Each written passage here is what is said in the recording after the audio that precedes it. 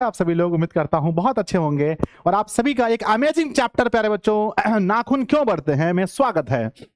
आज हम लोग पढ़ने वाले हैं 50 मिनट के अंदर इस चैप्टर के हम लोग लेखक परिचय को देखेंगे, इस पार्ट को पढ़ेंगे, इसके ऑब्जेक्टिव सब्जेक्टिव सब कुछ कवर करेंगे क्योंकि बच्चों इसके बाद एक और क्लास है। तो आप सभी का मैं संजय सर स्वागत करता हूं प्यारे बच्चों। और आप देख सकते हैं आपके पीछे क्या है, व्हाट इज दिस बच्चों, कहते हैं यह है क्रैश कोर्स। क्या है क्रैश कोर्स मेरे बच्चे, जिसके बारे में कहते हैं जिसका इंतजार प्यारे बच्चों बिहार के 38 जिलों के बच्चे करते हैं। जैसे प्यारे बच्चों बच्चे ढूंढते हैं कि गुरुजी का क्रैश कोर्स कब आएगा, तो प्यारे बच्चों ये क्रैश कोर्स का टाइमिंग है 2 दिसंबर यानी कि कल 2 दिसंबर प्यारे बच्चों कहते हैं रात के 6 बजे, शाम के 6 बजे ये क्रैश कोर्स आने वाला है। आप सभी लोग अपने दोस्तों के साथ में, अपने दीदी भैया सबके साथ में लाइव क्लास में जरूर जुड़िएगा ताकि बहुत ज्यादा मजा आने वाला है। और बच्चे जब चिल्लाते थे गुरुजी ऑब्जेक्टिव के लिए कुछ ऐसा सोचिए जो बिहार में सबसे बड़ी पहल हो, बिहार में सबसे अच्छा कुछ हो, तो हमने ऑब्जेक्टिव के लिए लाया बच्चों दिशा ऑनलाइन क्लासेस टेस्ट, है ना। दिशा ऑनलाइन टेस्ट बच्चों, दिशा ऑनलाइन टेस्ट के नाम से ये टेस्ट आया है। और ये प्यारे बच्चों मैं आपसे वादे के साथ कह सकता हूं कि ये आपके प्रॉब्लम को दूर करेगा। और मेरा काम है बच्चों बच्चों के प्रॉब्लम को सुनना और उसके प्रॉब्लम को दूर करना। और आप लोगों ने मुझे इस काबिल बनाया है, इसके लिए तहे दिल से बहुत बहुत धन्यवाद आप लोगों का। प्यारे बच्चों आइए हम लोग क्लास को स्टार्ट करते हैं। आज का जो क्लास होने वाला है वो गद्य खंड का प्यारे बच्चों चैप्टर नंबर हम बात करते हैं, चैप्टर नंबर 4 की, जिसका नाम है नाखून क्यों बढ़ते हैं। वन शॉट होगा यानी इसे ना एक ही क्लास में हम लोग सब कुछ देखने वाले हैं, यानी कि इसके लेखक परिचय के बारे में, ऑब्जेक्टिव सब्जेक्टिव पार्ट को पढ़ने वाले हैं, सब चीज एक साथ होने वाला है। बच्चों ये जो आप लोग कोर्स देख रहे हैं, इस कोर्स का नाम है ड्रीम 450 प्लस बैच। इस कोर्स के माध्यम से आपको इसको देखते हैं। लाइव क्लासेस यूट्यूब पर होती हैं, बहुत सारी क्लासेस कभी कभी ऐप पर भी हुई हैं। इसका पैनल पीडीएफ नोट्स वगैरह ये सब आपको एप्लीकेशन पर मिलता है। बच्चों आपको लाइव क्लास है, वीडियो क्लास है, पीडीएफ नोट्स है, ऑनलाइन टेस्ट है, ये सब कुछ मिलता है। इसकी फीस बच्चों मात्र 499 रुपए है। कल बच्चों आपका क्रैश कोर्स आ जाएगा तो कल उसकी फीस आपको पता चल जाएगा, ठीक है ना। क्या आप मुझे सुन पा रहे हो, जल्दी बताओ। यस गुरुजी। कहते हैं आज का मोटिवेशन है आप अपना भविष्य नहीं बदल सकते, आप अपना भविष्य नहीं बदल सकते, लेकिन अपनी आदतें तो बदल सकते हैं और निश्चित रूप से आपकी आदतें आपका फ्यूचर बदल देंगी। यानी बच्चों हमारा जो भविष्य है वो हमारी आदतों पर निर्भर करता है। तो क्या हमें, है ना,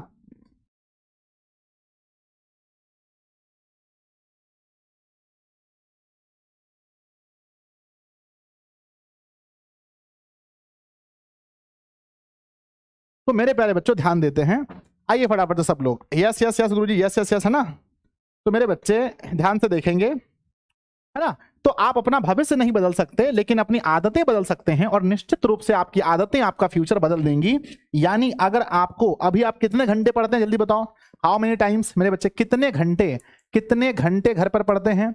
अगर आप अपने घर पर अभी बच्चों सेल्फ स्टडी का जमाना है भैया। सेल्फ स्टडी अगर 5 घंटे हो रहे हैं, इसको बढ़ा के 6 करो, 7 करो, 8 करो, घंटे बढ़ाओ, अपनी आदतों को बदलो, तब जो आपका सपना है, जो आपने ड्रीम सोचा है 450 प्लस का, ये तभी आ पाएगा जब आप ज्यादा से ज्यादा मेहनत करेंगे, समय बर्बाद नहीं करते हैं। आइए बच्चों मेन टॉपिक पर आते हैं।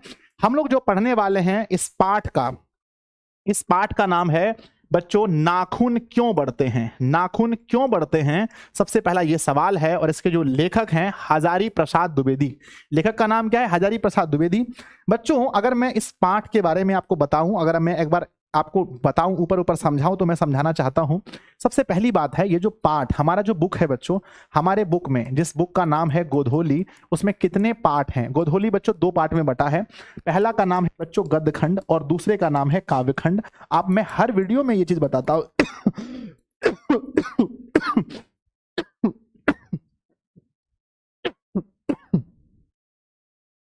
ठीक है। गदखंड मेरे बच्चे, गदखंड में अगर हम देखें तो 12 चैप्टर हैं और काव्य खंड में भी 12 चैप्टर हैं। गदखंड में 12 और काव्य खंड में मेरे बच्चे 12 चैप्टर हैं। 12 में से आज चौथा चैप्टर हो रहा है 12 में से, और यहाँ काव्य खंड ये पूरा फिनिश है, फुल हो चुका है। हम बात करते हैं बच्चों, ये पूरा हो चुका है और बहुत जल्दी खत्म कर लेंगे हम लोग। चैप्टर का नाम है नाखून क्यों बढ़ते हैं। नाखून क्यों बढ़ते हैं, सबसे पहली बात है कि यह कौन सी विधा है, जैसे कहानी है, किस्सा है, ललित निबंध है, क्या है। नाखून क्यों बढ़ते हैं, ये है क्या।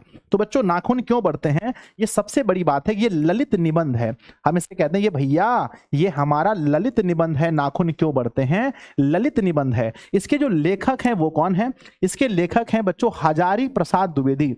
हजारी प्रसाद द्विवेदी इसके लेखक हैं। पूछा जाए बच्चों कि इनका जन्म कब हुआ था, तो इनका जन्म 1907 ईस्वी में हुआ था। लेखक से यह प्रश्न किसने पूछा था, तो लेखक से यह प्रश्न उसकी जो छोटी बेटी ने यह प्रश्न पूछा था। छोटी बेटी ने यह प्रश्न पूछा था कि नाखून क्यों बढ़ते हैं। बच्चों आज के लोग जो हैं, आज हम लोग बहुत ज्यादा सभ्य हो गए हैं, आज हम लोग अच्छे स्टाइल में जिंदगी बिता रहे हैं, लेकिन आज से 1000 साल पहले की बात करें तो हम लोग क्या थे बच्चों। आज से 1000 साल पहले की बात करें या फिर बहुत दिन पहले की बात करें तो हम लोग आदि मानव थे। क्या थे, 1000 नहीं, मतलब कुछ 1000 साल, 2 4 5 हजार 10 साल, 10,000 साल पहले हम लोग आदि मानव थे। और बच्चों जब आदि मानव थे तो आदि मानव जो थे वो नाखून को क्या मानते थे, तो आदि मानव जो थे वो बच्चों नाखून को अपना अस्त्र मानते थे। अस्त्र यानी कि जब उनके ऊपर कोई जानवर हमला करता था, जब उसे पकड़ता था, नोचता था, तो उससे बचने के लिए हम लोग नाखून का प्रयोग करते थे। बच्चों आप देखिएगा कि दुनिया कैसे बदला है। हम लोग पहले नाखून का प्रयोग करते थे, नाखून का प्रयोग करते करते हम लोग लड़ाई में बच्चों प्रयोग करने लगे पत्थर का। किसका, नाखून के बाद हम लोग प्रयोग करने लगे किसका, पत्थर का। और पत्थर के बाद बच्चों, पत्थर के बाद हम लोग जब पत्थर का उपयोग करने लगे, फिर हम लोगों ने क्या खोजा, फिर हम लोगों ने मेरे बच्चे खोजा पेड़ पौधे का प्रयोग करने लगे कि लाठी डंडा का। तो बच्चों फिर हम लोग पेड़ पौधे का प्रयोग करने लगे, और पेड़ पौधे के बाद बच्चों हमने फिर हथियार, जब हमने लोहे की खोज की तो हम लोगों ने हथियार बनाया, तलवार बनाया, गरासी बनाया, ये वो बनाया। तो फिर हम लोगों ने लोहे की वस्तुएं बनाई, लड़ने के लिए लोहे की वस्तुएं बनाई। इसके पहले बच्चों हम लोगों ने तीर धनुष से लड़ते थे, हम लोग गदा बच्चों और तीर धनुष से हम लोग लड़ते थे, तीर धनुष से। उसके बाद हम लोगों ने क्या बनाए, हम लोगों ने बनाए मेरे बच्चे हथियार, है ना, हम लोगों ने बनाए लोहे के हथियार। फिर हम लोगों ने अब उसके बाद बनाए हम लोगों ने बंदूक। क्या बनाए बच्चों, हम लोगों ने बंदूक बनाए, हम लोगों ने तोप बनाए। और अभी का जो समय है, अभी हम लोग क्या बनाए हैं, अभी हम लोग जो दुनिया है बच्चों, अभी हम लोग बना चुके हैं परमाणु बम। क्या बनाए बच्चों, परमाणु बम बना चुके हैं। और अभी का जो लड़ाई है वो बहुत दिनों तक नहीं चलने वाला है। अभी सोचो, अगर अभी के समय में पूरी दुनिया में युद्ध हो जाए तो युद्ध कितना दिन चलेगा, कितना टाइम लगेगा पूरी दुनिया को खत्म होने में। कमेंट बॉक्स में लिखिएगा, मैं आपके नॉलेज को चेक करना चाहता हूं। विश्वजीत जी, राजा कुमार जी, आयुष जी, सूर्या हैं, भवानी हैं, खुशबू, प्रेरणा है, जल्दी बताओ मेरी बेटा, है ना, जल्दी बताओ फटाफट स्पीड में कि कितने दिन लगेंगे अगर आज के समय में युद्ध होता है तो। गुरुजी आज के समय में युद्ध होता है गुरुजी तो समय लगेंगे मात्र 3 से 4, क्या मुझे लगता है 3-4 घंटे में खत्म हो जाएगा। 3-4 घंटे में इतना मतलब इधर से कोई बम फेंकेगा, उधर से बम फेंकेगा, कोई परमाणु बम, कोई ये वो, तुरंत दुनिया खत्म हो जाएगा।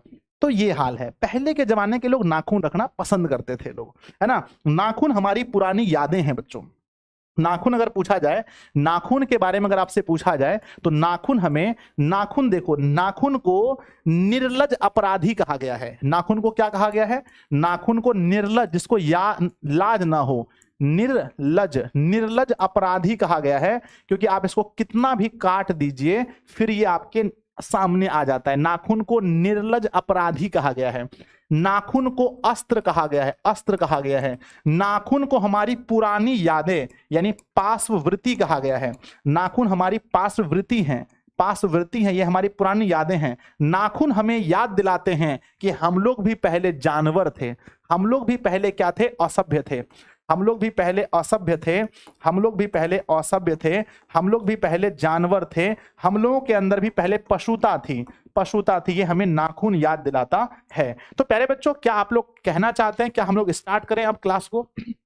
जल्दी बताओ, क्या आपके सामने पढ़ना शुरू करें? बोलो हाँ या ना। चलिए, बहुत बढ़िया बच्चों, बहुत बढ़िया। ठीक है, आइए स्टार्ट करते हैं। अब हम लोग पढ़ना, एक एक चीज को डिटेल में आप पढ़िएगा। क्लास को एक बार दोस्तों में सब लोग शेयर कर दीजिए। अगर आप लोगों ने क्लास लाइक नहीं किया मेरे बच्चे, तो अभी सब लोग क्लास को लाइक करेंगे जल्दी से। 1K प्लस लाइक तुरंत होने चाहिए। सब लोग क्लास को लाइक कीजिए। अब आइए एक एक चीज को पढ़ते हैं, शुरू करते हैं। हाँ आइए, देखिए बच्चों, कहते हैं कि आचार्य हजारी प्रसाद द्विवेदी का जन्म 1907 में कहते हैं कि आरत दुबे के छपड़ा बलिया उत्तर प्रदेश में हुआ था बच्चों। और द्विवेदी जी का साहित्य कर्म भारतवर्ष के सांस्कृतिक इतिहास की रचनात्मक परिणति है। संस्कृत, प्राकृत, अपभ्रंश, बंगला आदि भाषाओं व उनके साहित्य के साथ इतिहास, संस्कृति, धर्म, दर्शन और आधुनिक ज्ञान विज्ञान की व्यापकता व गहनता में बैठकर उनका अगाध पंडित नवीन मानवतावादी सर्जना और आलोचना की क्षमता लेकर प्रकट हुआ है। वे ज्ञान को बोध और पांडित्य की स्वहृदयता में डालकर एक ऐसा रचना संसार हमारे सामने उपस्थित करते हैं, ऐसा रचना संसार हमारे सामने उपस्थित करते हैं। मेरे बच्चे, सबसे पहले यहां से बस 2 क्वेश्चन पूछा जाएगा, बस 2 क्वेश्चन कि हजारी प्रसाद द्विवेदी का जन्म कब हुआ था? तो कहिएगा 1907 में। कहां हुआ था? तो कहिएगा छपरा बलिया उत्तर प्रदेश। छपरा बलिया यूपी बच्चों, उत्तर प्रदेश। बोल पाएंगे? याद हो गया? बताओ यस और नो। क्या इतना बता पाएंगे? हाँ सर बता पाएंगे। आगे बढ़ते हैं बच्चों। कहते हैं कि जो विचार को तेजस्विता, कथन को ललित्य और बंध को शास्त्रीयता का संगम है, इस प्रकार उनमें एक साथ कबीर जी, तुलसी और रविंद्रनाथ एकाकार हो उठते हैं। उनकी सांस्कृतिक दृष्टि अपूर्व है। उनके अनुसार भारतीय संस्कृति किसी एक जाति की देन नहीं, बल्कि समय समय पर उपस्थित अनेक जातियों के श्रेष्ठ साधनासों के लवन नीर संयोग से विकसित हुई है। तो प्यारे बच्चों, किस व्यक्ति में कबीर, तुलसी और रविंद्रनाथ एक साथ दिखाई पड़ते हैं? कौन से ऐसे व्यक्ति हैं इस धरती पर जिसमें कबीरदास, तुलसीदास और रविंद्रनाथ टैगोर एक साथ दिखाई पड़ते हैं? कहते हैं कि तीनों एक साथ किसमें दिखाई पड़ते हैं? तो मेरे बच्चे, तीनों एक साथ दिखाई पड़ते हैं किसमें? तो आंसर लिखेंगे हजारी प्रसाद द्विवेदी में। हजारी प्रसाद द्विवेदी में। अगला आता है कि द्विवेदी जी की प्रमुख रचनाएं हैं, ध्यान दीजिएगा। सबसे पहला अशोक के फूल, एग्जाम में पूछा गया। कल्पलता, विचार और वितर्क भी पूछा गया है। कुंटज, विचार प्रवाह, आलोक पर्व इनकी रचना है बच्चों। प्राचीन भारत के कलात्मक विनोद, निबंध संग्रह है। बाण भट्ट के आत्मकथा, ये भी पूछा गया है। बाण भट्ट की आत्मकथा किसकी रचना है? हजारी प्रसाद द्विवेदी की रचना है। चारुंद्र लेख पुनर्वा है ना, अनाम दास का पोथा उपन्यास है, ये भी पूछा गया है। अनाम दास का पोथा किसकी रचना है? हजारी प्रसाद द्विवेदी की रचना है। सुर साहित्य, कबीर मध्यकालीन बोध का स्वरूप, नाथ संप्रदाय, कालिदास की लालित योजना, ये सब नहीं आता है। तो प्यारे बच्चों, यहां से 3-4 इंपॉर्टेंट इनकी रचना है, याद कीजिए। पहला आलोक पर्व, नंबर एक आलोक पर्व। नंबर 1 में अशोक के फूल रख देते हैं। नंबर 1 अशोक के फूल, दूसरा आलोक पर्व, तीसरा बाण भट्ट का आत्मकथा, तीसरा अनाम दास का पोथा, है ना, अनाम दास का पोथा चौथा। 4 रचनाएं हैं बच्चों।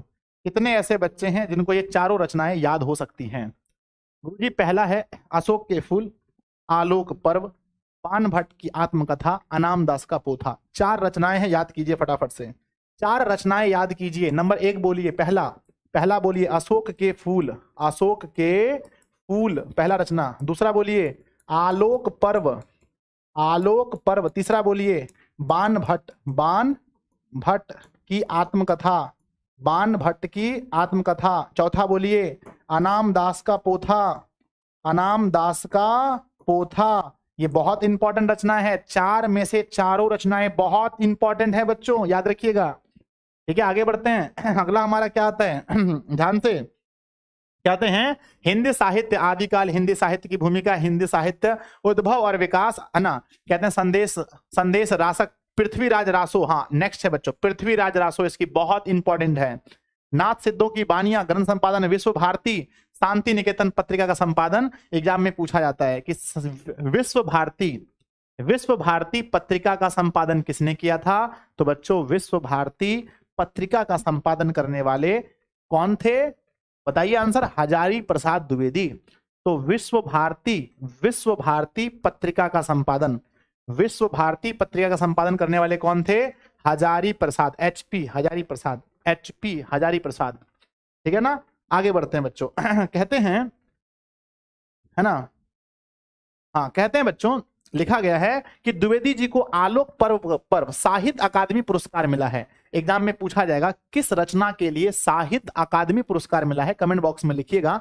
भारत सरकार द्वारा पद्म भूषण सम्मान भी मिला है एवं लखनऊ विश्वविद्यालय द्वारा डी-लिट, है ना, डी और लिट की उपाधि मिली। वे काशी हिंदू विश्वविद्यालय, शांति निकेतन विश्वविद्यालय, चंडीगढ़ विश्वविद्यालय आदि में प्रोफेसर व प्रशासनिक पदों पर रहे हैं। सन 1979 ईस्वी में दिल्ली में उनका निधन हुआ। एग्जाम में पूछा जाता है उनका निधन कब हुआ। कहना बच्चों 1979 ईस्वी में किस रचना के लिए उन्हें साहित्य अकादमी पुरस्कार मिला है? बहुत बार सवाल पूछे गए हैं। कहना बच्चों आलोक पर्व के लिए, किसके लिए? आलोक पर्व के लिए उन्हें साहित्य अकादमी पुरस्कार मिला है। ये बहुत इंपॉर्टेंट सवाल है, बच्चा मत समझिए इसको, इस सवाल को। आगे बढ़ते हैं। कहते हैं बच्चों हजारी प्रसाद द्विवेदी हजारी प्रसाद द्विवेदी ग्रंथावली से लिए गए प्रस्तुत निबंध में प्रख्यात लेखक और निबंधकार का मानवतावादी दृष्टिकोण प्रकट होता है। इस ललिता निबंध, ये जो निबंध है कैसा है बच्चों? ललित निबंध है। इस ललित निबंध में लेखक ने बार बार काटे जाने पर भी बढ़ जाने वाले नाखून के बहाने अत्यंत सहज शैली में सभ्यता और संस्कृति की विकास गाथा उद्घटित करके दिखाया है। बच्चों ये जो पाठ कहां से लिया गया है? तो हजारी प्रसाद द्विवेदी की ग्रंथावली से। कहां से बताओ? ये पाठ जो पढ़ रहे हैं ये कहां से लिया गया है? ये ग्रंथावली से लिया गया है। हजारी प्रसाद द्विवेदी ग्रंथावली से लिया गया है बच्चों। आगे बढ़ते हैं। कहते हैं प्यारे बच्चों ध्यान से, कहते हैं कि और है ना, कहते हैं कि एक और नाखूनों को बढ़ना मनुष्य की आदि में पाश्विक वृत्ति और संघर्ष चेतना का प्रमाण है, तो दूसरी ओर उन्हें बार बार काटते रहना और अलंकृत करते रहना मनुष्य के सौंदर्य बोध और सांस्कृतिक चेतना को भी निरूपित करता है। कहते हैं बच्चों कि नाखून दो चीज दिखाता है। नाखून जब बढ़ रहा है तो हमें क्या सिखाता है बताइए? नाखून जब बढ़ रहा है तो हमें यह सिखाता है कि ये हमारी पुरानी यादें हैं, हमारी पार्श्ववृत्ति है। हम लोग पहले जंगलों में रहते थे, हम लोग भी बच्चों जानवर हैं, ये हमारी पुरानी यादें हैं। और जब हम नाखून को काटते हैं तो ये किस बात को दर्शाता है? जब हम नाखून को काटते हैं तो ये इस बात को दर्शाता है कि हम लोग सभ्य हैं, हम लोग सुंदर दिखना चाहते हैं। कोई नहीं चाहता कि उसके नाखून बहुत बड़े बड़े हों, हम सुंदर दिखना चाहते हैं। सौंदर्य बोध के लिए हम नाखून को काटते हैं। तो प्यारे बच्चों बढ़ता है, नाखून बढ़ रहे हैं, मतलब ये बताया जा रहा है कि हम लोग पहले जानवर थे, काट रहे हैं मतलब हम सुंदर दिखना चाहते हैं। कहते हैं बच्चों चेतना को भी निरूपित करता है। आगे कहते हैं कि लेखक ने नाखूनों के बहाने मनोरंजक शैली में मानव सत्य का दीर्घ दर्शन कराने का सफल प्रयत्न किया। यह निबंध नई पीढ़ी के में सौंदर्य बोध, इतिहास चेतना और सांस्कृतिक आत्मगौरव का भाव जगाता है। तो प्यारे बच्चों यह जो ललित निबंध है किस शैली में है? कमेंट बॉक्स में लिखिएगा किस शैली में है, तो कहिएगा मनोरंजक शैली में है। किस शैली में है बच्चों बताइए? मनोरंजक शैली में है, मनोरंजक शैली में है। तो बच्चों ये हो गया समाप्त। चलिए अब इसका लगाते हैं टेस्ट, इसका लगाते हैं टेस्ट, देखते हैं बच्चे कितना अच्छा सवाल कर सकते हैं। सबसे पहला बच्चों जो पाठ है नाखून क्यों बढ़ते हैं, इसके लेखक कौन है? इसके लेखक कौन है? लेखक है HP हजारी प्रसाद द्विवेदी। यह पाठ बच्चों यह कौन सी विधा है? यह कौन सी विधा है? तो यह है बच्चों ललित निबंध। यह है ललित निबंध। ये ललित निबंध कहां से लिया गया है? ये ललित निबंध कहां से लिया गया है? तो यह ललित निबंध हजारी प्रसाद द्विवेदी ग्रंथावली से, यह ग्रंथावली से लिया गया है। यह निबंध किस प्रकार में है? यह निबंध किस प्रकार का है? तो यह प्रकार जो है ना, इसमें शैली कौन सी है? इस निबंध की शैली कौन सी है? शैली है मनोरंजन। क्या है? मनोरंजक शैली में से बोला गया है। अगर आपसे पूछा जाए कि इसका जन्म बच्चों हजारी प्रसाद द्विवेदी का जन्म कब हुआ था? 1907 ईस्वी में। हजारी प्रसाद द्विवेदी की मृत्यु कब हुई थी? हजारी प्रसाद द्विवेदी की मृत्यु 1979 ईस्वी में मृत्यु हुई थी। पूछा जाए बच्चों कि किस पर्व के लिए इन्हें साहित्य अकादमी पुरस्कार मिला है, तो साहित्य अकादमी पुरस्कार मिला है आलोक पर्व के लिए। आलोक पर्व के लिए साहित्य अकादमी पुरस्कार मिला है। अगर पूछा जाए कि भारत सरकार ने कौन सा पुरस्कार दिया है, तो भारत सरकार ने पद्म विभूषण पुरस्कार भारत सरकार ने दिया है।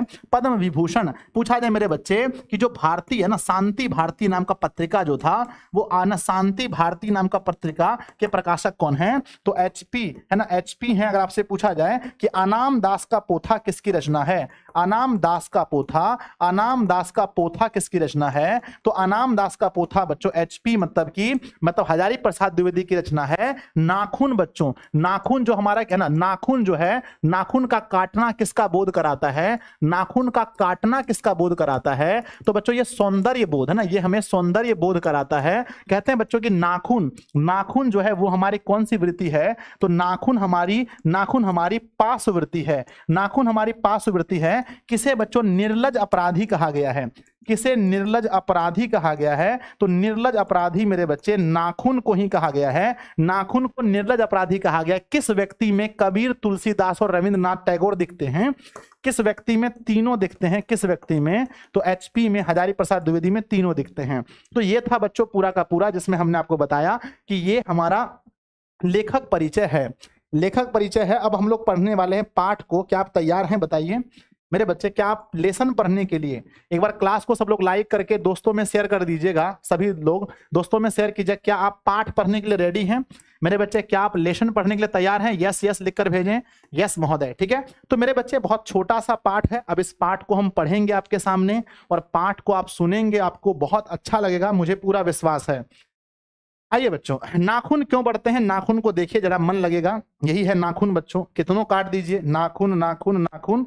ये सवाल इसकी बेटी पूछते हैं, ठीक है। आइए बच्चों, बहुत कम स्लाइड हैं, 1 2 3 4 5 6 7 8 9 10 11 12 13 14 15 16 17 18 19 20 21 22 23 24 25 26, मात्र 26 स्लाइड है बच्चों, मात्र 26 स्लाइड हैं। और कल की क्लास में पढ़े थे उस समय बच्चों लगभग कितना था, 50 स्लाइड। कल 50 था, आज 26, यानी आधा स्लाइड है बच्चों, मात्र आधा स्लाइड है। और वो भी आज अच्छा है, पढ़ने मजा आएगा। कहते हैं कि बच्चे कभी कभी चक्कर में डाल देते हैं, है ना, बच्चे कभी कभी चक्कर में डाल देने वाले प्रश्न पूछ बैठते हैं। अल्पज्ञ पिता, यानी कि जो पिता बहुत कम ज्ञान वाला होता है, बड़ा दयनीय जीव होता है। सही बात है। अगर बाप अगर कम पढ़ा लिखा है ना, बहुत दिक्कत होता है। बच्चा पूछता है पप्पा हम कैसे आए धरती पर, अरे बाप रे, पप्पा मम्मी को आप कैसे लाए हैं, पप्पा इस बाल्टी को बाल्टी काहे बोलते हैं। बच्चा सबका ऐसा ऐसा सवाल होता है, ऐसा ऐसा सवाल होता है। कहते हैं बच्चे कभी कभी चक्कर में डाल देने वाले प्रश्न कर बैठते हैं। अल्पज्ञ पिता यानी कम ज्ञानी पिता दयनीय जीव होता है। मेरी छोटी लड़की ने जब उस दिन पूछ दिया कि आदमी के नाखून क्यों बढ़ते हैं, तो मुझे कुछ सोच ही नहीं सका। हर तीसरे दिन नाखून बढ़ जाते हैं। बच्चे कुछ दिन तक अगर उन्हें नहीं ना बढ़ने दे तो माँ बाप अक्सर उन्हें डांटा करते हैं, पर कोई नहीं जानता कि ये अभागे नाखून क्यों इस प्रकार बढ़ा करते हैं। काट दीजिए, वे चुपचाप दंड स्वीकार कर लेंगे, पर निर्लज अपराधी की भांति फिर छूटते ही सेंध पर हाजिर हो जाते हैं, फिर छूटते ही सेंध पर हाजिर हो जाते हैं। यहां से 4 ऑब्जेक्टिव क्वेश्चन बनेगा। सबसे पहला सवाल कि लेखक से किसने पूछा था नाखून क्यों बढ़ते हैं। सबसे पहला सवाल किसने पूछा था, कहिएगा छोटी लड़की ने। दूसरा, कितने दिनों के बाद नाखून बढ़ जाते हैं, तो कहिएगा तीसरे दिन। अगला सवाल कहते हैं बच्चों कि चुपचाप दंड स्वीकार कौन करते हैं, चुपचाप दंड स्वीकार कौन करते हैं, लिखिएगा नाखून स्वीकार करते हैं। निर्लज अपराधी किसे कहा गया है, तो कहिएगा नाखून को, ठीक है। तो यहां से 4 सवाल बने हैं और मुझे पूरा भरोसा है आपको चारों सवाल आता है, ठीक है ना। चलिए बच्चों आगे बढ़ते हैं। कहते हैं बच्चा कभी कभी ऐसा सवाल पूछता है कि एकदम मतलब कि दिक्कत में डाल देते हैं आपको। अगला आता है मेरे बच्चे, कहते हैं कुछ लाख, भाई साहब कुछ लाख ही वर्ष की बात है जब मनुष्य जंगली था। बाबा रे बाबा, बोलते हैं कुछ लाख को कुछ बोलते हैं। बनमानुष जैसा, उसे नाखून की जरूरत थी, उसकी जीवन रक्षा के लिए नाखून बहुत जरूरी थे। असल में वही उसके अस्त्र थे। दांत भी थे पर नाखून के बाद ही उसका स्थान था। उन दिनों उसे जूझना पड़ता था प्रतिद्वंदियों से, यानी आगने वाले से लड़ाई करना पड़ता था। देखो पहले हम लोग ऐसने थे, हम लोग लड़ते थे, ढिसुम चलता था, है ना। प्रतिद्वंदियों को पछाड़ना पड़ता था। नाखून उसके लिए आवश्यक अंग था। फिर धीरे धीरे वह अपने अंग से बाहर की वस्तुओं का सहारा लेने लगा। पत्थर के ढेले और पेड़ की डालें काम में लाने लगे। रामचंद्र जी की वानरी सेना के पास ऐसे ही अस्त्र थे। तो प्यारे बच्चों, आपने देखा कि स्टार्टिंग में जो था हम लोगों के पास लड़ने के लिए नाखून था और इसी से हम अपने दुश्मन से लड़ते थे। लेकिन बाद में फिर हम लोग अलग अलग चीज ढेला उला का उपयोग करने लगे, पेड़ पौधा का उपयोग करने लगे। यहां से 2 ऑब्जेक्टिव क्वेश्चन बनेंगे। सबसे पहले बच्चों, मनुष्य कितने वर्ष पहले जंगली था, पहला सवाल लिखिएगा लाखों वर्ष पहले। दूसरा सवाल आपसे पूछा जाएगा कि मेरे बच्चे कि मनुष्य जब जंगली था तब वो जीवन रक्षा के लिए किसका प्रयोग करता था। मनुष्य जब जंगली था तो जीवन की रक्षा करने के लिए किसका प्रयोग करता था, तो कहिएगा नाखून का। अगला सवाल पूछा जाएगा कि मेरे बच्चे कि मनुष्य के लिए नाखून क्या था, तो कहिएगा अस्त्र था। क्या था, अस्त्र। तो यहां से 3 सवाल बने हैं और मुझे भरोसा है मेरे बच्चों ने तीनों में से तीनों सही किया होगा।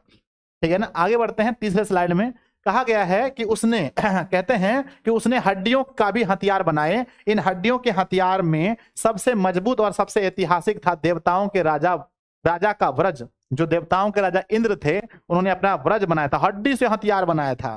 कहते हैं कि दधीची मुनि के हड्डियों से बना था मनुष्य। और आगे बढ़ा, उसने धातु के हथियार बनाए, लोहा का हथियार बनाया।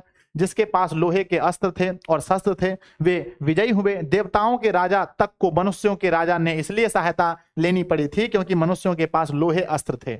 देवता लोग भी मनुष्य लोग के पास आकर के हेल्प मांगते थे, प्लीज हेल्प मी। देवता लोग भी मदद मांगते थे, क्यों? क्योंकि मनुष्य के पास लोहा था, भगवान के पास नहीं था। असुरों के पास अनेक विद्याएं थी पर लोहे के अस्त्र नहीं थे, शायद घोड़े भी नहीं थे। आर्यों के पास ये दोनों चीजें थी, विजयी हुए। तो बच्चों पूछा जाएगा कि यहां से जो सवाल बनेंगे ध्यान से सुनिएगा। पहला सवाल है कि भगवान इंद्र का जो व्रज है वो किससे बना था? भगवान इंद्र का व्रज जो कवच बना था, आगे का कवच जो बना था स्टील बॉडी, वो किससे बना था?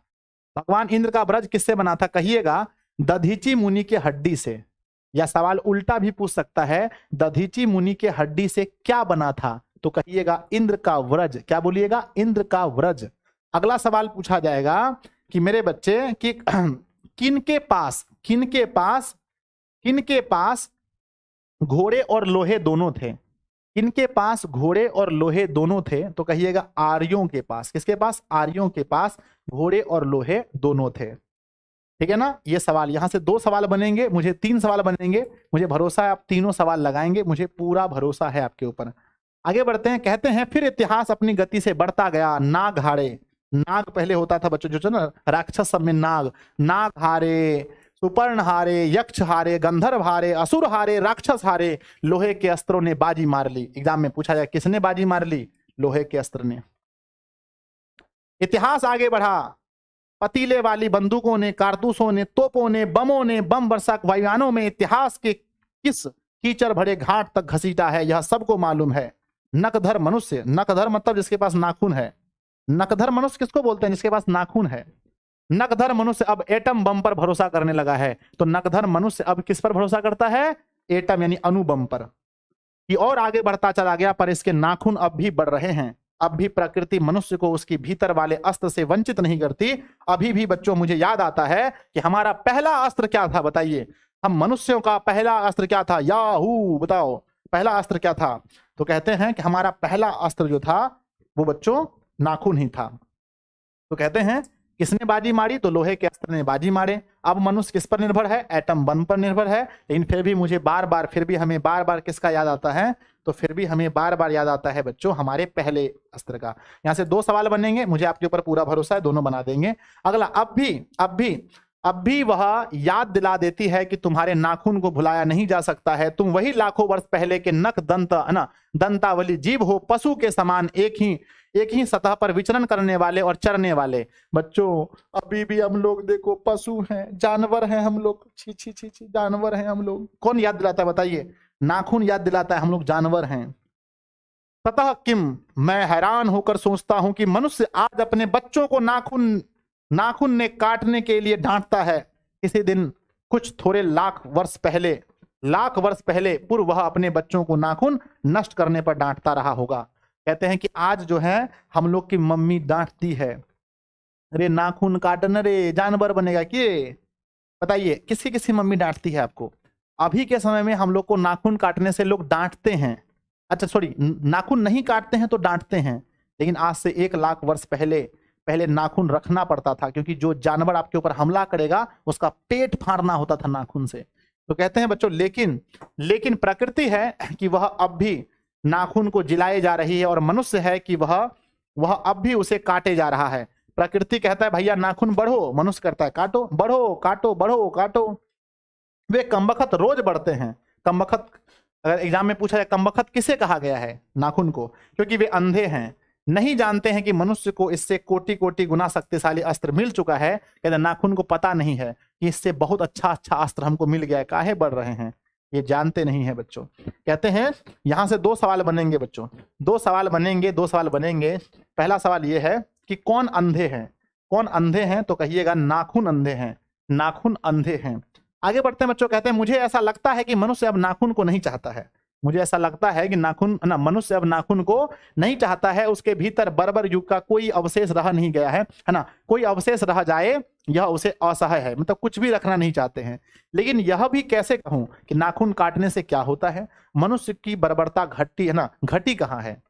कहते हैं कि मनुष्य अगर ये कहता है कि नाखून हमारे जंगली होने का पहचान है, तो मनुष्य में जंगली खत्म कहाँ हुआ है ना, मनुष्य की बर्बरता घटी कहाँ है, वह तो बढ़ती ही जा रही है। मनुष्य के इतिहास में हिरोशिमा का हत्याकांड बार बार थोड़े ही हुआ है, यह तो उसका नवीनतम रूप है। मैं मनुष्य के नाखून की ओर देखता हूं। कहते हैं कि अगर मनुष्य चाहे कि हम सभ्य हो जाएं, तो क्या मनुष्य सभ्य हो गया? नहीं हुआ है। देखिए ना, घटना हुआ था कहां पर, जापान का घटना देखिए, कहां पर, हिरोशिमा में मनुष्य लड़ाई पीट छोड़ दिया क्या?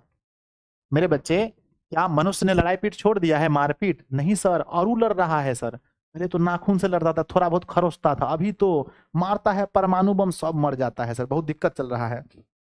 आगे लिखा है, तो कभी कभी निराश हो जाता हूं, ये उसकी भयंकर पाशुवृत्ति है। बच्चों, ये भयंकर पाशुवृत्ति, नाखून क्या है बच्चों? पाशुवृत्ति है, के जीवंत प्रतीक है। मनुष्य की पशुता को जितनी बार भी काट दो वह मरना नहीं जानती। कहते हैं बच्चों, मनुष्य की पशुता को कितना भी काट दीजिए वो फिर से आ जाता है, मरना नहीं जानती। आगे लिखा है, कुछ हजार साल पहले मनुष्य ने नाखून को सुकुमार विनोद के लिए उपयोग में लाना शुरू किया था। वात्स्यायन के कामसूत्र से पता चलता है कि आज से 2000 वर्ष पहले का भारतवासी नाखूनों को जम के संवारता था। आज से 2000 साल पहले, ध्यान दीजिएगा, नाखून देखिए, वाओ, ये चाची का नाखून देखिए, कितना कितना बड़का बड़का नाखून है। कहते हैं आज से कितना वर्ष पहले इंसान नाखून को संवारता था, बोलिए। अभी भी बहुत सारे लड़के रहेंगे जो लड़की की तरह नाखून रखता है, वाह वाह कितना सुंदर है, नेल पॉलिश लगाता है, मारेंगे तुम लोगों को खींच करके। कोई लड़का कोई लड़की नाखून नहीं रखेगा, अभी काट देना, बता दिए। कहते हैं कि संवारता था, उसके काटने की कला काफी मनोरंजक बताई गई है।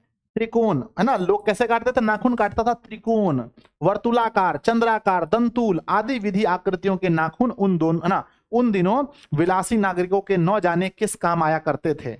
उनको सिकथक यानी मोम और ना अलकतक यानी कि आलता से यत्न पूर्वक रगड़कर लाल और चिकना बनाया जाता था। पहले लोग नाखून रखते थे, अच्छा से लाल चिकना बना करके रखा जाता था। कहते हैं कि गोंड देश के लोग उन दिनों बड़े बड़े नाखून को रखना पसंद करते थे।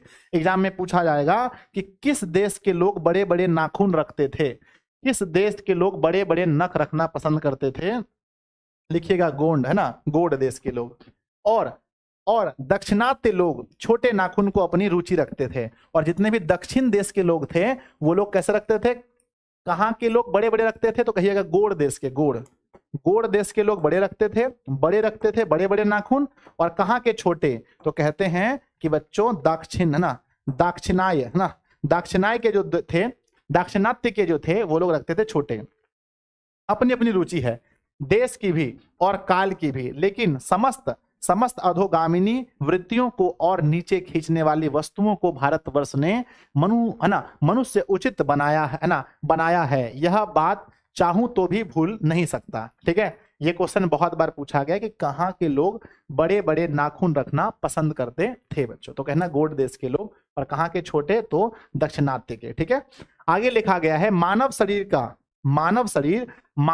का अध्ययन करने वाली प्राणी विज्ञानियों का निश्चित मत है कि मानव चित्त की भांति मानव शरीर में भी बहुत सी अभ्यास जन्य सहज वृत्तियां रह गई है, दीर्घ काल तक उनकी आवश्यकता रही है। अतएव शरीर ने अपने भीतर एक ऐसा गुण पैदा कर लिया है कि वे वृत्तियां अनायास ही और शरीर के अनजाने में भी अपने आप काम कर रही है। नाखून का बढ़ना उसमें से एक है। बच्चों, क्या हम नाखून को बढ़ने के लिए कभी सोचते हैं? क्या हम सोचते हैं कि कल नाखून बढ़ना चाहिए कि परसों बढ़ना चाहिए? क्या सोचते हैं? नहीं सर, ये अपने आप बढ़ता है, ये अनायास होता है, खुद ब खुद हो रहा है। कहते हैं केस का बढ़ना दूसरा, कहते हैं कि उसमें से एक नाखून का बढ़ना पहला है, केस का बढ़ना, बाल का बढ़ना दूसरा है, दांत का दोबारा होना तीसरा है ना, पलकों का उठना चौथा है। ये सब अपने आप होता है, पलक का उठना, ऐसे ऐसे करके ऐसे ऐसे टी टॉय होना, ये सब अपने आप होता है। कहते हैं बच्चों आगे लिखा गया है, और असल में सहजात वृत्तियां अनजान स्मृतियों को ही कहते हैं। जो बच्चों अनजान स्मृतियां जो अपने आप जो हो रही हैं उसी को बच्चों सहजात वृत्तियां कहा गया है। तो सहजात वृत्तियां किसे कहते हैं, एग्जाम में पक्का पूछा जाएगा, गारंटी है, लिखवा लीजिए, है ना, कि बच्चों की सहजात वृत्तियां जो हैं किसे कहते हैं, है ना। सहजात वृत्तियां किसे कहते हैं, तो कहिएगा सहजात वृत्तियां कहते हैं अनजान स्मृतियों को, जो अनजान यादें हैं उसे सहजात वृत्ति कहते हैं। कहते हैं हमारी भाषा में इसके उदाहरण मिलते हैं। अगर आदमी अपने शरीर की, मन की और वाक्य की अनायास घटने वाली वृत्तियों के विषय में विचार करे तो उसे अपनी वास्तविक प्रवृत्ति पहचानने में बहुत सहायता मिले।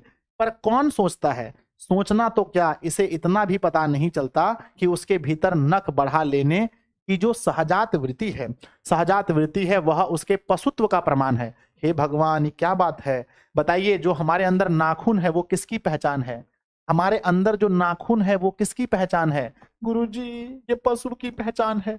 हमारे अंदर जो नाखून है वो पशुत्व की पहचान है। और लड़कियां जो आप लोग नाखून बढ़ा लेते हैं, और बहुत सारा लड़का सब भी बढ़ा लेते हैं, आप लोग को ऐसे मारेंगे, मारकर से तोड़ देंगे सबका नाखून, सब जानवर वाला ये सब गुण है। कहते हैं उन्हें काटने की जो प्रवृत्ति है, उसे काटने की जो प्रवृत्ति है वह उसकी मनुष्यता की निशानी है। हाँ, और जो काट रहा है वो मनुष्य है, जो काट रहा है वो मनुष्य है, जो बढ़ा रहा है वो पशु है। अब आप सोच लीजिए, आप जानवर हैं कि आदमी हैं, आदमी है तो काटिए, जानवर है तो रहने दीजिए।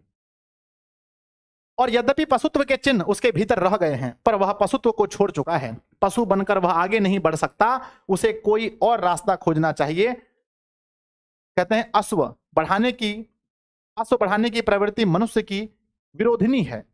आगे लिखा गया है कि मेरा मन पूछता है कि और मनुष्य किस ओर बढ़ रहा है, पशुता की ओर या मनुष्यता की ओर। अभी बताइए जो मनुष्य है वो किस ओर बढ़ रहा है, अभी के जो मनुष्य हैं वो ज्यादा मनुष्य बन रहे हैं या पशु। सर, जे नाखून काट रहा है ना सर, वो बढ़ रहा है मनुष्यता की ओर, और जे सर नाखून रख रहा है ना वो बढ़ रहा है पशुता की ओर। तो मेरा मन पूछ रहा है कि आज का जो मानव है वो मनुष्यता की ओर बढ़ रहा है या पशुता की ओर। सर देखिए, खाली नाखून रखने और काटने से कोई मनुष्य और पशु नहीं हो जाता है। सर देखिए, जो आदमी मारपीट कर रहा है, जो आदमी दंगा फसाद कर रहा है, जो आदमी एक दूसरे से लड़ झगड़ रहा है, वो बढ़ रहा है पशुता की ओर। जो ये सब चीज छोड़ चुका है, जो लड़ाई झगड़ा नहीं करता है, अपना नाखून भी काटता है, शांति से चुपचाप रहता है, वो बढ़ रहा है मनुष्यता की ओर। तो कहते हैं अश्व बढ़ाने की ओर, है ना, अश्व बढ़ाने की ओर, या है ना, अश्व नहीं बच्चों, अस्त्र बढ़ाने की ओर या अस्त्र काटने की ओर। मेरी निर्बोध बालिका ने ये हमारी पशुता वृत्ति मनुष्य जाति में ही प्रश्न किया है ना, किया है। जानते हो नाखून क्यों बढ़ते हैं, यह हमारी पशुता अवशेष है। मैं भी पूछता हूँ, जानते हो ये अस्त्र शस्त्र क्यों बढ़ रहे हैं की निशानी है। ठीक है, अब कहते हैं कि मेरी बेटी ने हमसे पूछा है, हम भी पूछना चाहते हैं, बताइए क्यों बढ़ते हैं नाखून। अब लेखक भी पूछ रहे हैं 1 2 3 4 5 6 7 8 9 10 11 12 13 स्लाइड बचा है बच्चों, आधा पढ़ चुके हैं। कहते हैं आगे कि भारतीय भाषाओं में प्रायः ही अंग्रेजी के इंडिपेंडेंस शब्द का समानार्थक शब्द नहीं व्यवहृत होता है। 15 अगस्त को जब अंग्रेजी भाषा के पत्र इंडिपेंडेंस की घोषणा कर रहे थे, देसी भाषा के पत्र स्वाधीनता दिवस की चर्चा कर रहे थे। इंडिपेंडेंस का अर्थ अधीनता या किसी की अधीनता का अभाव, पर स्वाधीनता शब्द का अर्थ है अपने ही अधीन रहना। अंग्रेजी में कहना हो तो सेल्फ डिपेंड कहते हैं। आगे, मैं कभी कभी सोचता हूं कि इतने दिनों तक अंग्रेजी की अनुवृत्तिता करने के बाद भी भारतवर्ष इंडिपेंडेंस को अधीनता क्यों नहीं कह सका। उसने अपनी आजादी के जितने भी नामकरण किए, स्वतंत्रता, चाहे नाम हो स्वतंत्रता, चाहे नाम हो स्वराज या स्वाधीनता, उन सब में स्व का बंधन अवश्य रखा है। ठीक है, भारत के जितने भी नाम है बच्चों, देखो हम लोग बोलते हैं ना स्वतंत्रता, देखो ध्यान दीजिएगा, स्वतंत्रता, इसमें भी एक बंधन है, बताओ कौन सा है। स्वतंत्रता में भी स्व का बंधन है। स्वराज्य, तो यहां पर भी अगर देखेंगे स्वराज्य में भी देखेंगे तो यहां पर भी एक बंधन है स्व का। तो बच्चों बंधन जो है भारत के जितने भी नाम है सब में एक बंधन है। बोलो वो है ना, बोलो वह बंधन क्या चीज का है। बोलो वह बंधन क्या चीज का है? तो वह बंधन है बच्चों स्व का। यह क्या संयोग की बात है, या हमारी समूची परंपरा ही अनजाने में हमारी भाषा के द्वारा प्रकट होती रही है। मुझे प्राणी विज्ञान की बात फिर याद आती है। सहजात वृत्ति अनजान स्मृतियों का नाम है। सहजात वृत्ति किसका नाम है बच्चों? एग्जाम में पूछा जाएगा, सहजात वृत्ति किसका नाम है? कहिएगा सहजात वृत्ति जो है वो अनजान स्मृतियों का नाम है। आगे लिखा गया है बच्चों, स्वराज होने के बाद स्वभावतः ही हमारे नेता और विचारशील नागरिक सोचने लगे इस देश को सच्चे अर्थ में सुखी कैसे बनाया जाए। हमारे देश के लोग पहली बार यह सब सोचने लगे, है ना, पहली बार यह सब सोचने लगे हों, ऐसी बात नहीं है। हमारा इतिहास बहुत पुराना है। हमारे शास्त्रों में इस समस्या का नाना भावों और नाना पहलुओं से विचार किया गया है। हम कोई नौसिखवा नहीं है जो रातों रात अनजान जंगल में पहुंचकर आरक्षित छोड़ दिए गए हों। हमारी परंपरा महामहिम, है ना, महिमामयी, उत्तराधिकार विपुल और संस्कार उज्जवल है। हमारे अनजाने में भी ये बातें एक खास दिशा में सोचने की प्रेरणा देती है। यह जरूर है कि परिस्थितियां बदल गई हैं, उपकरण नए हो गए हैं और उलझनों की मात्रा बहुत बढ़ गई है, पर मूल समस्या बहुत अधिक नहीं है। भारतीय चित्त जो आज भी अनधीनता के रूप में न सोचकर स्वाधीनता के रूप में सोचता है, वह हमारे दीर्घकालीन संस्कारों का फल है। वह स्व के बंधन को आसानी से छोड़ नहीं सकता। तो प्यारे बच्चों, भारत जो है किस बंधन को नहीं छोड़ सकता? कमेंट बॉक्स में लिखिए कि भारत किस बंधन को नहीं छोड़ सकता। तो कहिएगा बच्चों कि भारत जो है स्व के बंधन को नहीं छोड़ सकता। कहते हैं अपने आप पर अपने आप के द्वारा लगाए गए बंधन हमारी संस्कृति की बड़ी भारी विशेषता है। मैं ऐसा तो नहीं मानता कि जो कुछ हमारा पुराना है, जो कुछ हमारा विशेष है, उससे हम, है ना, चिपटे ही रहें।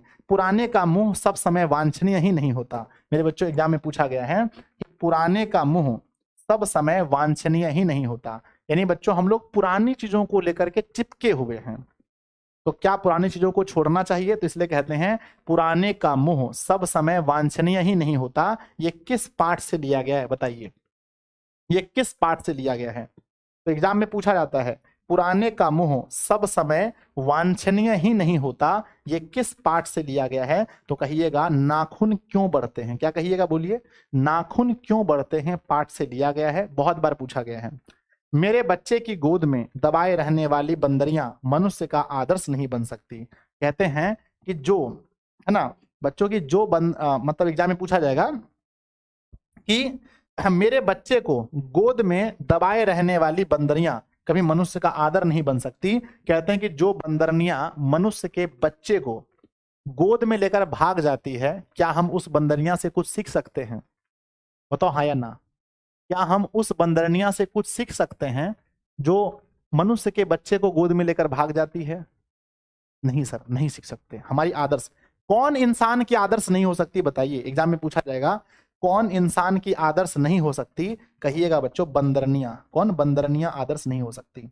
आगे लिखा गया है परंतु मैं ऐसा भी नहीं सोचता, परंतु मैं ऐसा भी नहीं सोच सकता कि हम नई अनुसंधित्सा के नशे में चूर होकर अपना सर्वस्व खो दें। कालिदास ने कहा था कि सब पुराने अच्छे नहीं होते और सब नए खराब नहीं होते। एग्जाम में पूछा जाएगा किसने कहा था कि सब पुराने अच्छे नहीं होते, सब नए खराब नहीं होते। ये किसने कहा था? एग्जाम में बहुत बार पूछा गया है, न जाने कितनी बार। तो बच्चों आंसर होगा कालिदास ने कहा था। कहते हैं कि लोग दोनों की जांच कर लेते हैं, जो हितकर होता है उसे ग्रहण करते हैं, और मूढ़ लोग दूसरों के इशारे पर भटकते रहते हैं। सो हमें परीक्षा करके हितकर बात सोच लेनी चाहिए, है ना, सोच लेनी होगी। और अगर हमारे पूर्व सचिव भंडार में वह हितकर वस्तु निकल कर आए तो इससे बढ़कर और क्या हो सकती है। आगे, जातियां इस देश में अनेक आई। कहते हैं जातियां इस देश में अनेक आई, लड़ती झगड़ती भी रहीं, फिर प्रेम पूर्वक बस भी गई। सभ्यता की नाना सीढ़ियां पर खड़ी और नाना और मुख करके चलने वाली इन जातियों के लिए एक सामान्य धर्म खोज निकालना कोई सहज बात नहीं थी। भारतवर्ष के ऋषियों ने अनेक प्रकार से इस समस्या को सुलझाने की कोशिश की थी, पर एक बात उन्होंने लक्ष्य की थी, समस्त वर्णों और समस्त जातियों का एक सामान्य आदर्श भी है, वह है अपने ही बंधनों से अपने को बांधना। कोई भी जाति है बच्चों, कोई भी धर्म है, तो वो अपने लिए एक नियम बनाता है, एक नियम बनाता है। हिंदू धर्म है उसका अपना नियम है, मुस्लिम धर्म है उसका अपना नियम है, कोई भी धर्म है उसका एक अपना रूल होता है। मनुष्य पशु से किस बात से भिन्न है? कहते हैं मनुष्य और पशु में क्या अंतर है? आहार निद्रा, खाते पीते तो मनुष्य भी हैं और जानवर भी खाते पीते हैं आदि। पशु सुलभ स्वभाव उसके ठीक वैसे ही है जैसे अन्य प्राणियों के, लेकिन वह फिर भी पशु से भिन्न है। आखिर मनुष्य में और जानवर में क्या अंतर है बताइए। आपसे मैं पूछना चाहता हूं कि दोनों में क्या अंतर है, पशु में और मनुष्य में क्या अंतर है? कमेंट बॉक्स में लिखेंगे मेरे बच्चे जल्दी से। पशु में और मनुष्य में क्या अंतर है? सबसे पहला कमेंट बॉक्स में लिखेंगे। अब देखते हैं किसका आंसर आता है। मात्र 7 पेज बचा है बच्चों। कहते हैं कि उसमें संयम है, मनुष्य में संयम है, दूसरों के सुख दुख के प्रति संवेदना है। देखो जानवर में संयम नहीं होता है, तुम कितनों मार दो, जगड़ा खेत बकरी को घुसना है वो बकरी घुसबे करेगा, कितनों बकरी को पटक पटक के मारो पर उसी का अंगनाम घुस के भात खा लेगा वो। तो ये होता है बकरी में। जानवर, लेकिन मनुष्य में संयम है, श्रद्धा है, तप है, त्याग है। वह मनुष्य के स्वयं के उद्दना में उद्दावित बंधन है, इसलिए मनुष्य झगड़े को अपना आदर्श नहीं मानता। गुस्से में आकर चढ़ दौड़ने वाले अविवेकी को बुरा समझता है और वचन, मन और शरीर से किए गए असत्याचरण को गलत आचरण मानता है। यह किसी भी जाति या वर्ण या समुदाय का धर्म नहीं है, यह मनुष्य मात्र का धर्म है। महाभारत में इसलिए निर्वैर भाव, सत्य और अक्रोध को सब वर्णों का सामान्य धर्म कहा गया है। कहते हैं कि एतधी विततम श्रेष्ठम सर्वभूतेषु भारत निर्वृता महाराज सत्य क्रोधन सत्यम क्रोध एवच। यानी होता है बच्चों अन्यंत्र, इसमें निरंतर दानशीलता को भी गिनाया गया है। गौतम बुद्ध ने ठीक ही कहा है कि मनुष्य की मनुष्यता ही है कि वह सबके दुख सुख को सहानुभूति के साथ देखता है। यह आत्मनिर्मित बंधन ही मनुष्य को मनुष्य बनाता है। अहिंसा, सत्य और अक्रोध मूलक धर्म का मूल उत्स यही है। मुझे आश्चर्य होता है कि अनजाने में भी हमारी भाषा में यह भाव कैसे रह गया, लेकिन मुझे नाखूनों के बढ़ने पर आश्चर्य हुआ था। अज्ञान सर्वत्र आदमी को पछाड़ता है और आदमी है कि सदा उससे लोहा लेने के लिए कमर कसे हैं। देखा गया मनुष्य को सुख कैसे मिलेगा। बड़े बड़े नेता कहते हैं वस्तुओं की कमी है। ध्यान दीजिएगा बच्चों, यहां से ध्यान दीजिएगा, बहुत सीखने वाली चीज है।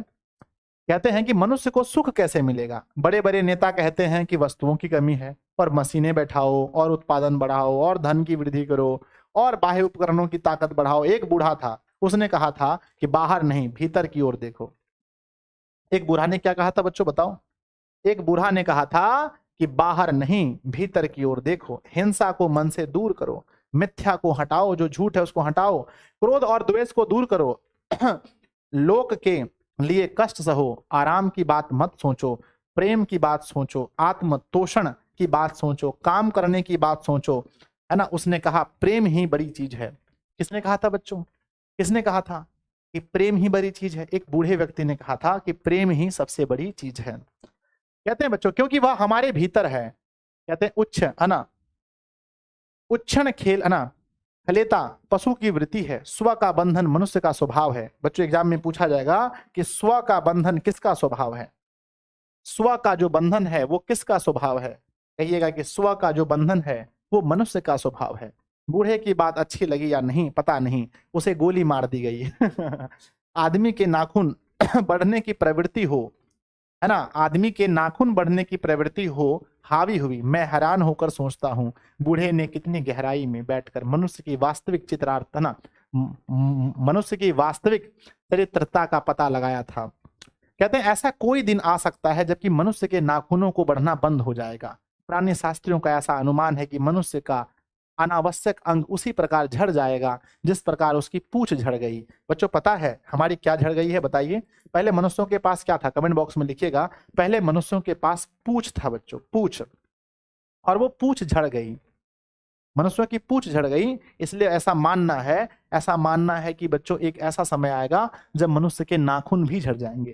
कहते हैं मेरे बच्चे उस दिन मनुष्य की पशुता भी लुप्त हो जाएगी। शायद उस दिन वह मारन अस्त्रों का प्रयोग भी बंद कर देगा, तब तक इस बात से छोटे बच्चों की परिचित करा देना वांछनीय जान पड़ता है। लेकिन उस बच्चे को हम कैसे समझाएं? बच्चे को कैसे समझाएं कि मनुष्य की अपनी इच्छा है, अपना आदर्श है। कहते हैं कि वृहत्तर जीवन में अस्त्र शस्त्रों का बढ़ने देना मनुष्य की अपनी इच्छा की निशानी है, और उनकी बाढ़ को रोकना मनुष्यत्व का तकाजा है। मनुष्य ने जो घृणा है, जो अनायास बिना सिखाए आ जाती है, वह पशुत्व का घोतक है, और अपने को संयत रखना, दूसरों के मनोभावों का आदर करना मनुष्य का स्वधर्म है। बच्चे यह जाने तो अच्छा हो कि अभ्यास और तप से प्राप्त वस्तुएं मनुष्य की महिमा को सूचित करती हैं। आगे लिखा गया है, सफलता और चरितार्थता में अंतर है। सफलता और चरितार्थता में अंतर है। मनुष्य मारणोस्त्रों के संचयन से, बाह्य उपकरणों के बाहुल्य से उस वस्तु को पा भी सकता है जिसे उसने बड़े आडंबर के साथ सफलता नाम दे रखा है। परंतु मनुष्य की चरितार्थता प्रेम में है, मैत्री में है, त्याग में है, अपने को सबके मंगल के लिए निःशेष भाव से दे देने में है। मनुष्यों को नाखूनों को बढ़ना मनुष्य की उस अंध सहजात वृत्ति का परिणाम है जो उसके जीवन में सफलता ले आना चाहती है। उसको काट देना उस स्व निर्धारित आत्मबंधन का फल है जो उसे चरितार्थता की ओर ले जाता है। कमबख्त नाखून बढ़ते हैं तो बढ़े, मनुष्य उन्हें बढ़ने नहीं देगा। पाठ खत्म हुआ बच्चों, ज्यादा इंटरेस्टिंग नहीं था लेकिन फिर भी बहुत अच्छा था, कोई दिक्कत नहीं। 11th का मैथ क्लास क्यों नहीं ले रहे हैं गुरुजी? कल लेते हैं बच्चों, सुबह मिलते हैं 7 बजे लेंगे, ठीक है ना? चलिए, हो गया मेरे बच्चे, समाप्त हो गया चैप्टर, ठीक है। अब मुझे लगता है कि अगला चैप्टर जब मुझे पढ़ाना चाहिए तो मुझे सिर्फ बच्चों मेन पॉइंट को लेकर आना चाहिए। खत्म हो गया, ठीक है, चैप्टर खत्म हो गया। जो मेन बात था हम लोग पहले पढ़ चुके हैं। तो कितने बच्चे चाहते हैं कि नेक्स्ट चैप्टर से जब अगला चैप्टर हो तो सिर्फ मेन बातें हों? नेक्स्ट चैप्टर में कितने ऐसे बच्चे हैं, नेक्स्ट चैप्टर में कितने ऐसे बच्चे हैं जो चाहते हैं कि सिर्फ मेन पॉइंट हो? सिर्फ मेन पॉइंट हो, बताइए। सिर्फ मेन पॉइंट्स हो ना, सिर्फ मेन पॉइंट्स हो। चैप्टर खत्म हो गया, फिनिशिंग मेरे बच्चे। कितने बच्चे चाहते हैं कि अगला चैप्टर जो है उसमें सिर्फ मेन पॉइंट हो? खत्म हो गया ये। हाँ, आइए क्वेश्चन आंसर करा दें मेरे बच्चे। क्वेश्चन आंसर होना चाहिए, जल्दी बताओ, यस और नो। तो अब चलिए हम लोग कराते हैं क्वेश्चन आंसर मेरे बच्चे, ठीक है ना? क्वेश्चन एंड आंसर, ठीक है ना? आइए स्टार्ट करते हैं, देखते हैं जैसा होगा वैसा किया जाएगा। अगला चैप्टर अगर हम देखें बच्चों, आज तो अब नहीं हो पाएगा, बहुत टाइम हो जाएगा, फिर आप लोग भी पढ़ेंगे ना बच्चों, फिर आता तो फिर क्लास होगी तो फिर कैसे पढ़ोगे आप लोग? अगला चैप्टर है मेरे बच्चे नागरी लिपि। कितना चैप्टर का है? 1 2, बस छोटा सा है।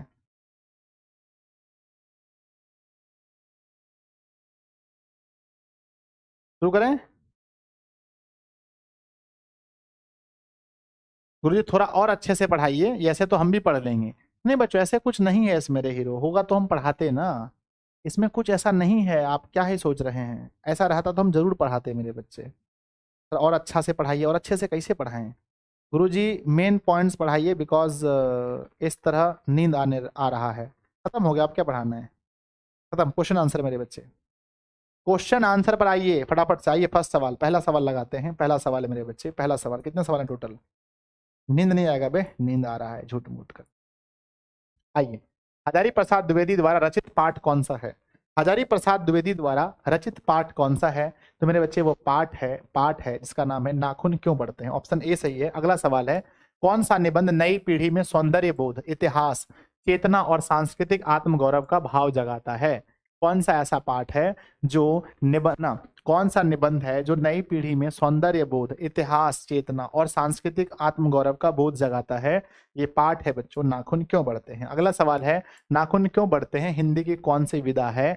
तो बच्चों नाखून क्यों बढ़ते हैं यह कौन सी विधा है? यह है मेरे बच्चे ललित निबंध। ऑप्शन ए सही है।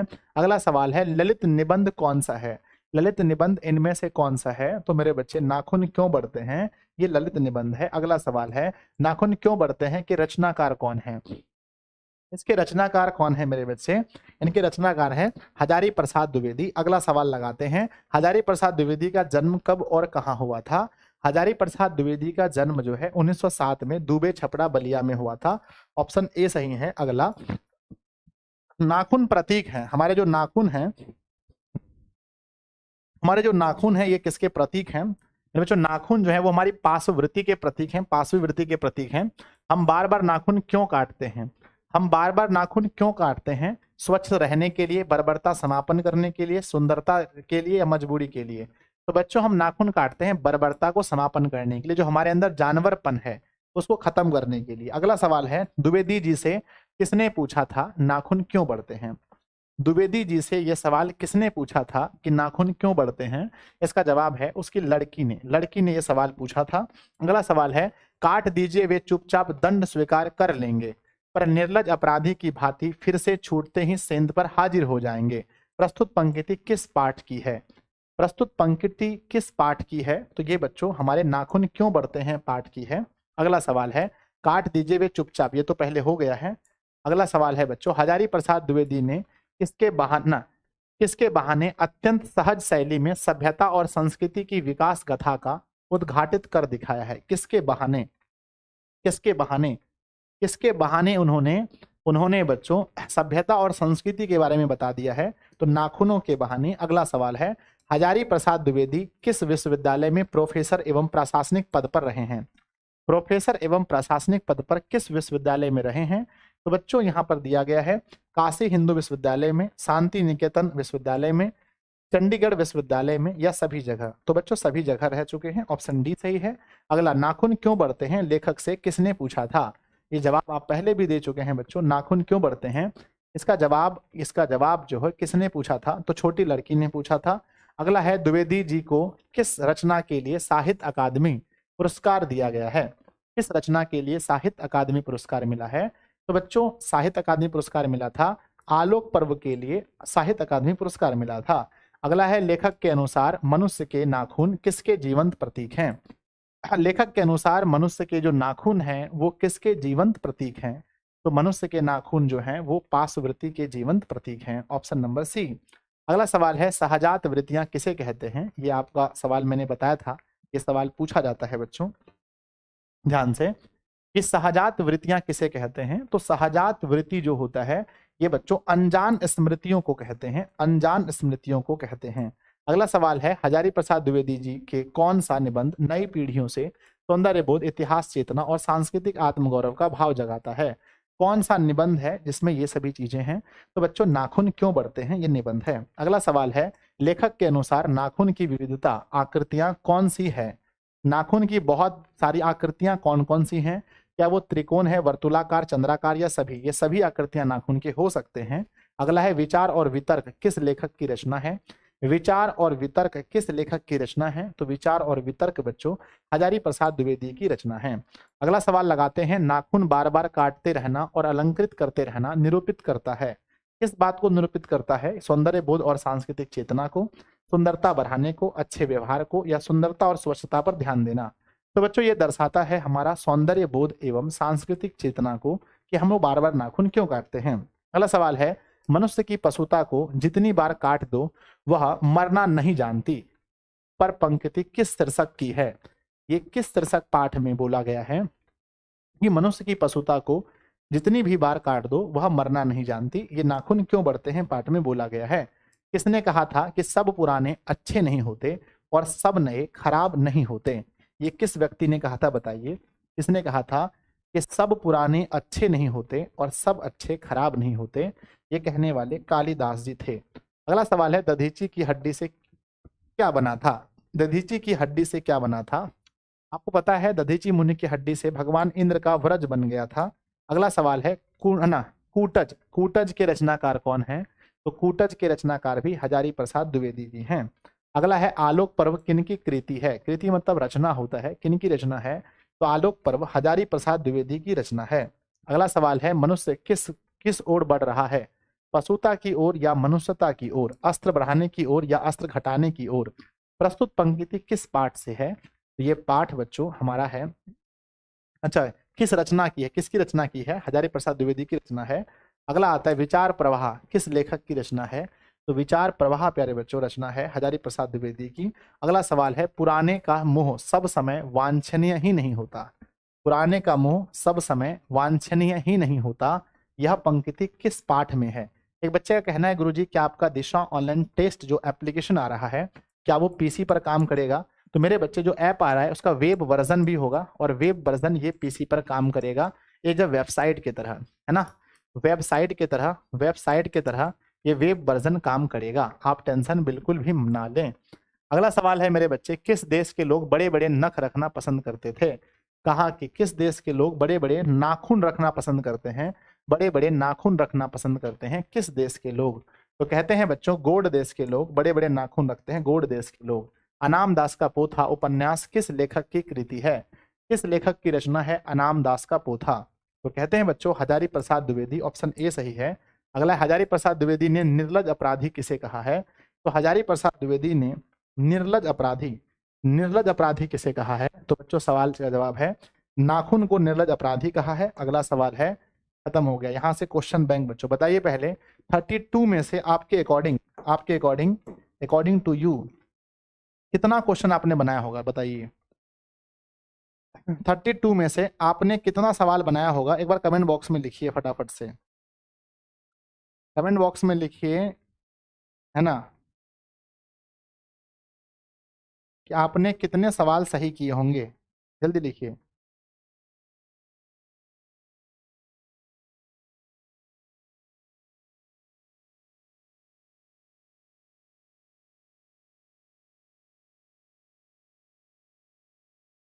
ठीक है, सबका जवाब आ रहा है महोदय वगैरह। 32 है, बहुत बढ़िया। आइए अब यहाँ से क्वेश्चन बैंक में 16 सवाल हैं बच्चों। पहला सवाल है, पुराने का मोह सब समय वांछनीय ही नहीं होता, यह पंक्ति किस शीर्षक की है?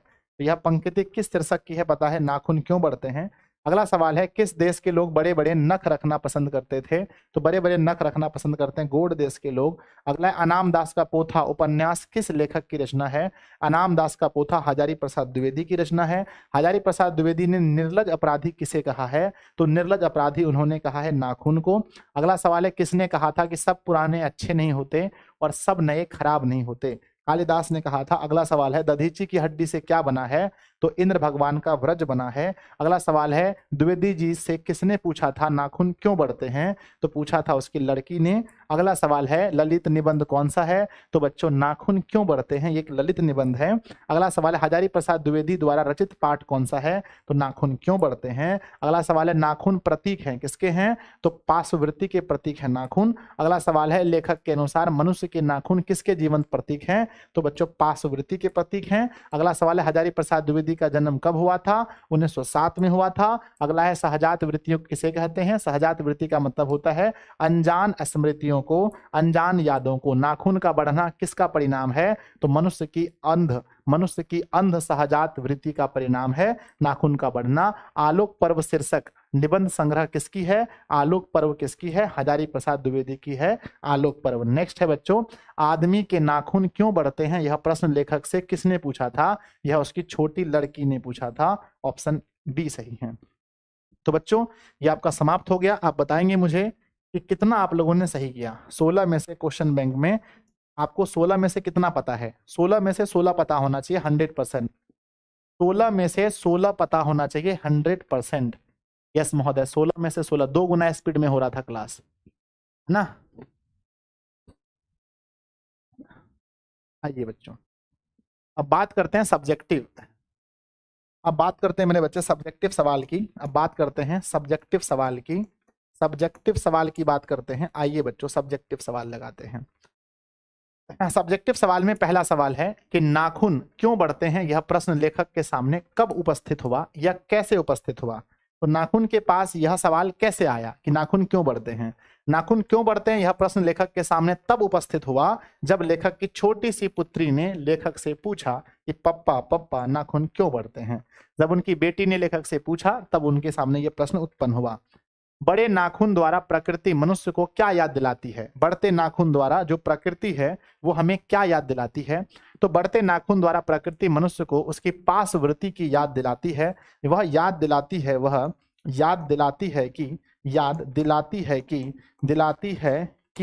कि हमारे पूर्वज कि हमारे पूर्वज भी हमारे पूर्वज भी हमारे पूर्वज हमारे हमारे पूर्वज भी हमारे पूर्वज भी हमारे पूर्वज भी जंगली थे। हमारे पूर्वज भी जंगली व आदिवासी थे। जंगली व आदिवासी थे। आप लिख सकते हैं जोड़ करके ये सब बातें, ठीक है। आगे लिखा गया है, लेखक द्वारा नाखूनों को अस्त्र के रूप में देखना कहां तक संगत है। लेखक जो नाखून को अस्त्र मानते हैं, ये क्या सही बात है? बिल्कुल सही है बच्चों। अस्त्र हम उसे कहते हैं जिससे हम अपनी रक्षा करते हैं। तो उस समय हम नाखून से अपनी रक्षा कर रहे थे, इसलिए नाखून को अस्त्र कहना बिल्कुल सही होगा। सवाल है, लेखक द्वारा नाखून को अस्त्र के रूप में देखना कहां तक सही बात है? आंसर है, लेखक द्वारा नाखून को अस्त्र के रूप में देखना काफी हद तक संगत है, सही है। क्योंकि अस्त्र से हम अपनी सुरक्षा करते हैं, क्योंकि लाखों वर्षों पहले हम आदि मानव थे और अपनी सुरक्षा के लिए नाखून का प्रयोग करते थे, इसलिए नाखून को अस्त्र के रूप में देखना काफी हद तक संगत है। यानी लेखक का मानना बिल्कुल सही है। अस्त्र हम उसको कहते हैं जिससे हम अपनी रक्षा करते हैं, तो हम नाखून से भी अपनी रक्षा कर रहे थे, इसलिए नाखून हमारा अस्त्र है। ये बिल्कुल सही है। ठीक है बच्चों, आगे बढ़ जाएं। अगला सवाल है कि मनुष्य बार बार नाखून क्यों काटता है? मनुष्य बार बार नाखून इसलिए काटता है क्योंकि वह अपनी पुरानी यादों को भुला देना चाहता है। तो कहते हैं मनुष्य बार बार नाखूनों को इसलिए काटता है क्योंकि वह अपनी पार्श्ववृत्ति यानी पुरानी यादों को भुला देना चाहता है, पुराने चिन्हों को भुला देना चाहता है। ये बच्चों हमारे आंसर थे। इसका नोट्स आप लोगों को एप्लीकेशन पर मिला होगा। तो क्या आप लोगों ने एप्लीकेशन से हिंदी का फुल नोट्स डाउनलोड किया है बच्चों? बताओ, हिंदी का नोट्स डाउनलोड कर लिया है? हाथ उठाओ जल्दी से, यस और नो। तो प्यारे बच्चों, टाइम हो गया है 9:30। अगली क्लास अगर हम चाहेंगे तो 9:45 में होगी, जो बहुत लेट हो जाएगी। इसलिए आज जो हिंदी की क्लास इसके बाद वाली है उसको टर्मिनेट किया जाता है। अब जो है अभी आज कोई क्लास नहीं होगी। आपका जो भी बचा है आप टेंशन मत लीजिए, सबको हम टाइमली खत्म कर देंगे। हमारे पास टाइम है बच्चों, और हम लोग टाइम से पहले सब कुछ खत्म कर देंगे। ये मेरे ऊपर आप भरोसा कीजिए। अगर आपको पढ़ना है हिंदी तो बच्चों मैं पहले एक बार पढ़ा चुका हूँ। तो चैप्टर जो आपके 5 से लेकर के भी 12 तक रह गए हैं इस चैप्टर को, और आप किसी भी चैप्टर को पढ़ना चाहते हैं तो आप सर्च करेंगे तो वीडियो आ जाएगा, आप वीडियो देख सकते हैं। बाकी ये क्लास हम लोग अब नेक्स्ट डे करेंगे, ठीक है ना। और हमारा सिलेबस क्या बचा है? सिलेबस में अगर हम देखें बच्चों तो लगभग मैथ हमारा पूरा समाप्त है। मैथ में कुछ बचा नहीं, 1-2 दिन का क्लास है वो रचना वाला। बात करते हैं साइंस में, बस बायोलॉजी का 3-4 दिन का क्लास है। बात करते हैं हिंदी बुक का बच्चों, लगभग पहले खत्म हो चुका है। संस्कृत बुक खत्म हो चुका है। बात करते हैं बच्चों तो आपका थोड़ा सा एसएसटी बचा है, और ग्रामर तो बच्चों हर किसी का बचा होगा, चाहे आप कहीं से भी पढ़ते हो। हिंदी एंड संस्कृत ग्रामर थोड़ा सा बचा है। थोड़ा क्या, ग्रामर हम लोगों ने पढ़ाया ही नहीं है, तो ग्रामर पर हम लोग अब फोकस करेंगे, ठीक है। तो क्लास कैसा लगा कमेंट बॉक्स में लिखिएगा। एसएसटी आप पढ़ाइएगा ना? हाँ बिल्कुल पढ़ाएंगे बच्चों, पहले मनीष सर को पढ़ाने दीजिए, फिर हम एसएसटी पढ़ाएंगे, ठीक है। तब तक के लिए पढ़ते रहिए, हंसते रहिए, मुस्कुराते रहिए। नीचे कमेंट बॉक्स में लिखिएगा क्लास कैसा लगा। आप जल्दी जल्दी पढ़ा रहे हैं सर, तो नहीं पढ़ाएंगे तो खत्म कैसे होगा बे? रिवीजन नहीं करना है क्या? और बच्चों कल याद रखिए क्रैश कोर्स, कल आपको सभी को कल 6 बजे किसी भी हाल में सबको जुड़ना है। 6 हाल में सबको जुड़ना है, सबको जुड़ना है, सबको जुड़ना है कल किसी भी हाल में। याद रखिएगा, याद रखिएगा मेरे बच्चे, अलार्म लगा के रखिए, कल किसी भी हाल में सबको जुड़ना है, ठीक है। बाय बच्चों, जाके पढ़िए, थोड़ा सा आराम, खाना पीना खा के थोड़ा पढ़ाई कर लीजिए, ठीक है। थोड़ा पढ़ाई कर लीजिए, बाय।